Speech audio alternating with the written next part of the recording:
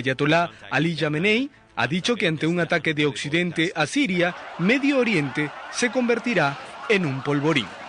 Así es, el Estado judío se toma muy en serio esas amenazas. Si los Estados Unidos ataca Siria, los sirios atacarían Israel, ¿no? Yo tengo serias dudas de que hagan eso, pero en todo caso lo que sí me parece probable es que Siria haga lo que siempre ha hecho respecto a Israel. Israel ocupa territorio sirio desde 1973 y sin embargo hasta 2011 nunca se había disparado un tiro desde territorio sirio contra Israel. Eso no quiere decir sin embargo que Siria, consciente de la superioridad militar de Israel, no desafía a Israel de manera indirecta a través de una guerra de baja intensidad, apoyando a grupos como Hezbollah o Hamas, que a su vez actúan contra Israel.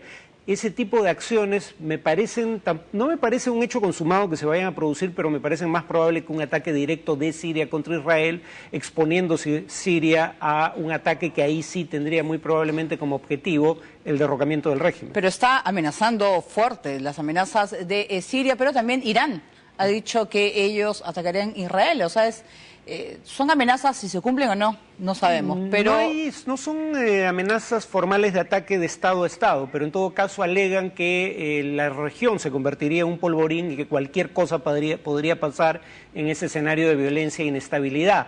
Pero no han dicho específicamente que es política oficial iraní atacar a Israel en represalia por un ataque de la OTAN contra Siria. Pero en la región, lo cierto es que solamente Israel es el único país que apoya a los Estados Unidos. Está rodeado de son países que apoyan a Siria, en todo caso, ¿no?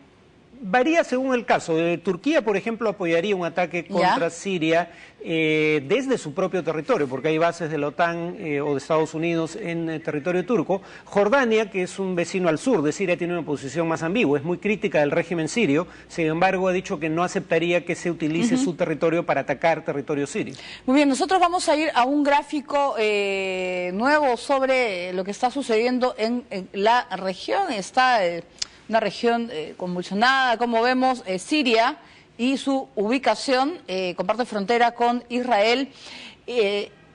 También se hablaba pues de un ataque de Hezbollah también, ¿no? En la posibilidad, y eso sería una amenaza realmente peligrosa, ¿no? Sí, pero tenemos el antecedente de que una acción militar de Hezbollah contra Israel el año 2006 produjo una invasión israelí que provocó la muerte de más de 1000 ciudadanos libaneses y la destrucción de una gran parte de la infraestructura del país. Yo dudo que Hezbollah quiera provocar una respuesta similar bajo estas circunstancias.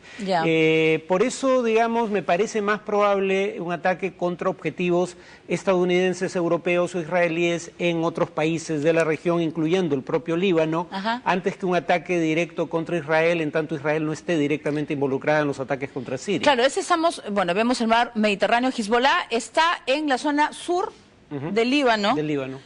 Pero hay influencia en Siria. ¿Han ingresado fuerzas de Hezbollah al Hezbollah tiene presencia en otras regiones del Líbano, pero básicamente tiene mayor influencia en el sur, y efectivamente hay milicianos de Hezbollah que han entrado a Siria a pelear de manera explícita del lado del régimen contra sus opositores. Habría que tener en cuenta que eso es importante porque Hezbollah luchó durante 18 años contra la ocupación israelí en el Líbano y luego luchó de manera muy eficaz contra las fuerzas israelíes en el año 2006. O sea, probablemente los de Hezbollah sean los mejores combatientes de la región, por lo menos del mundo árabe, y entonces que combatientes con tanta experiencia de combatir un ejército del primer mundo como el israelí entren a pelear en una guerra contra insurgente en Siria puede hacer una diferencia significativa. Ahí, Al-Qaeda, ¿cuál es la presencia de Al-Qaeda en la zona? ¿Estamos por el lado de Irak? Sí, la idea es que habrían ingresado. Primero hay grupos sirios que se han unido a Al-Qaeda o que se han aliado a Al-Qaeda, el Frente al-Nusra, pero además habría unidades vinculadas a Al-Qaeda en Irak que habrían entrado por el noreste de Siria a ese país y estarían luchando no solo contra las fuerzas del régimen, sino contra otros grupos insurgentes que no comparten su orientación política y religiosa. Se está hablando mucho de que este ataque sería desde las naves norteamericanas, británicas que están en el Mediterráneo. ¿Tú descartarías completamente que sea terrestre? Estamos viendo, por ejemplo, Turquía sería una posibilidad No, una invasión terrestre no se va a producir, eso sí se puede descartar. Que haya presencia de, digamos, fuerzas de élite para misiones específicas en territorio sirio, como ocurrió en Libia, pero de lo cual nos enteramos después de terminada la guerra, no me parece imposible, pero incluso eso no creo que sea lo más probable. De hecho, se está hablando de un ataque que no implicaría incursionar siquiera en espacio aéreo sirio. O sea, disparar desde una distancia que esté más allá del alcance de las baterías antiaéreas sirias si es un ataque aéreo, por ejemplo. Hablemos de Irán, el papel y su relación con Siria. Sí, bueno, Irán es un rival tanto de Estados Unidos como de Israel en la región. Es un rival incluso de estados árabes de mayoría sunita, musulmana sunita, en el Golfo Pérsico, aunque no es un rival bélico. Sin embargo, hay diferencias importantes.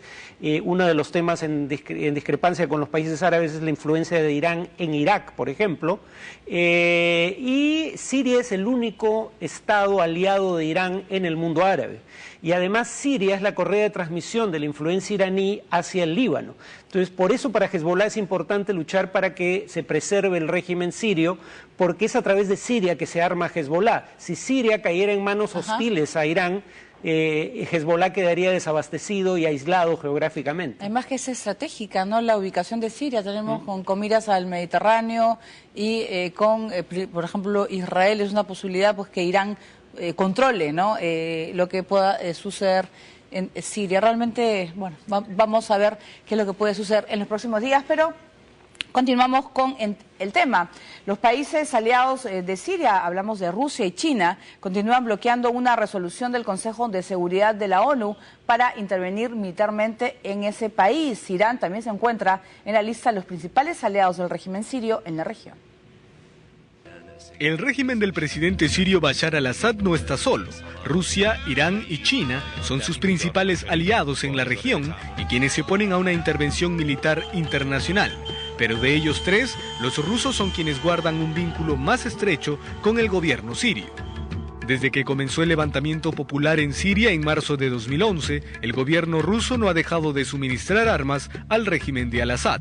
Junto con Pekín, Moscú ha bloqueado todas las resoluciones del Consejo de Seguridad de la ONU destinadas a ejercer presión sobre el gobierno sirio. Pero los estrechos lazos entre ambos países se remontan a la era soviética. Después de obtener la independencia en 1946, Siria se distanció de Occidente y se convirtió en aliado de la Unión de Repúblicas Socialistas Soviéticas, mientras que el Imperio Comunista ganaba influencia en Medio Oriente. Gracias a que compartían principios socialistas y seculares, Rusia formó una alianza con el partido Baath de Siria, que llegó al poder en 1963. Ahora Moscú asegura que su vínculo político con el régimen sirio ha quedado en el pasado, pero continúa oponiéndose a un derrocamiento forzoso porque podría desestabilizar aún más la región y fortalecer a los grupos yihadistas. Pero los rusos también temen que sus intereses en Medio Oriente se vean afectados, en particular sus inversiones en Siria y la venta de armas. Muy bien, vamos a hablar tanto de Irán como de Rusia y de China, pero sobre todo con un medio libanés y la televisión iraní dice que Bashar al-Assad estaría en Teherán. Eso todavía, esa información no se ha podido confirmar. ¿Cuál es la relación vemos por ejemplo esa fotografía de Rusia? A ver, de los tres países nombrados, China, Rusia e Irán, el único que no negaría que tiene una alianza con el régimen sirio, que trasciende las relaciones diplomáticas regulares entre dos países, es Irán. China y Rusia alegan que tienen intereses económicos legítimos en Siria, pero que no necesariamente consideran al régimen sirio un aliado. Ellos, en todo caso, tienen una actitud que, si bien creo que se ajusta a derecho internacional, también les conviene, y es el hecho de decir, no estamos a favor de ataques con presuntos fines humanitarios que en realidad ocultan intereses geopolíticos, que pasen por encima de la legitimidad internacional, legitimidad que solo puede dar en ausencia de un ataque directo. O sea, uno puede atacar en defensa propia, pero en ausencia de un ataque directo que pueda invocar, que permite invocar la defensa propia, solo se puede atacar a un país con la autorización expresa del Consejo de Seguridad, en donde China y Rusia tienen poder de veto, y China y Rusia por ende tienen un interés particular en que no se sobrepase las atribuciones del Consejo de Seguridad. China básicamente le compra petróleo, Rusia le vende armas, pero Rusia además tiene una base naval en territorio sirio, la única fuera de la ex Unión Soviética. Sin embargo, reitero, Rusia sigue alegando que sus intereses son esencialmente comerciales antes que de alianza militar. ¿Y esa relación viene de antes, desde el padre de Bashar al-Assad? Desde el padre del Assad y desde el régimen soviético, cuando Rusia era el eje o el centro de la Unión de Repúblicas Socialistas Soviéticas. ¿Cuál era la relación de los Estados Unidos con el régimen sirio, que ahora acusa y que va a atacar? Fue bastante mala durante todo el régimen de Hafez el-Assad y durante los primeros años de Bashar al-Assad. ¿Últimos 40 años más o menos? Sí, pero digamos, hubo un momento en que parecía que ante la desaparición del principal aliado del régimen sirio en ese entonces, la Unión Soviética, el régimen sirio se daba cuenta de que ya no tenía soporte detrás que pudiera ayudarlo en una confrontación con Israel, un soporte equivalente al que Estados Unidos le daba a Israel, y entonces intentó negociar con Israel una solución a sus diferencias bilaterales e intentó normalizar relaciones con Estados Unidos. Pero ese intento fracasa a inicios de la década de la década pasada, y si bien la relación es áspera, ha habido momentos de cooperación de una manera absolutamente insospechada, como el hecho de que tanto Siria como Estados Unidos tienen como enemigo a Al-Qaeda, y en algún momento Estados Unidos raptaba a gente y la enviaba a Siria para ser interrogada bajo tortura porque era sospechosa de pertenecer a Al-Qaeda. O sea, ha habido momentos de cooperación tanto como de conflicto. Muy bien, y seguimos con el tema. En Siria, como sabemos, la guerra civil no solamente nos ha dejado imágenes tristes, los activistas han logrado registrar en video un emotivo reencuentro entre un padre y su pequeño hijo, a quien daba por muerto. Este hombre, que llora de manera desconsolada, no puede creer que su pequeño de 3 añitos haya sobrevivido al ataque con armas químicas el miércoles pasado muy cerca de Damasco, rodeado de varias personas, al parecer familia.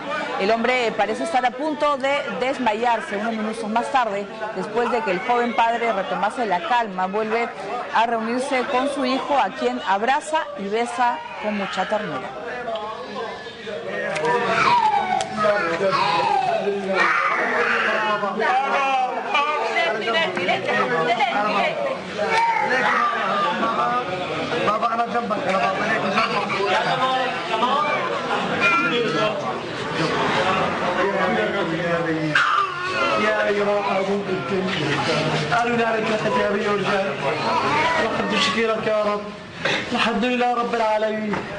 Realmente